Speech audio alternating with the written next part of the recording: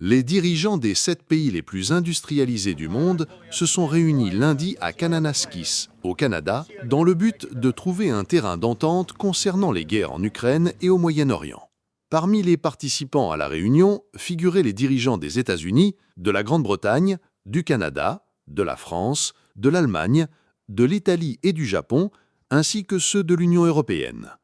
À l'ouverture du sommet, le président américain Donald Trump a déclaré que l'exclusion de la Russie de ce qui était autrefois le G8, il y a une décennie, après l'annexion de la péninsule ukrainienne de Crimée, avait été une erreur.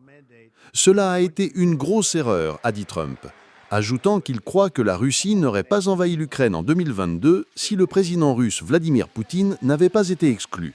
Poutine me parle. Il ne parle à personne d'autre. Il n'est pas satisfait. Je peux vous dire qu'il ne parle à personne qui l'a mis de côté, qui l'a exclu. Et je suis d'accord avec lui, a déclaré Trump.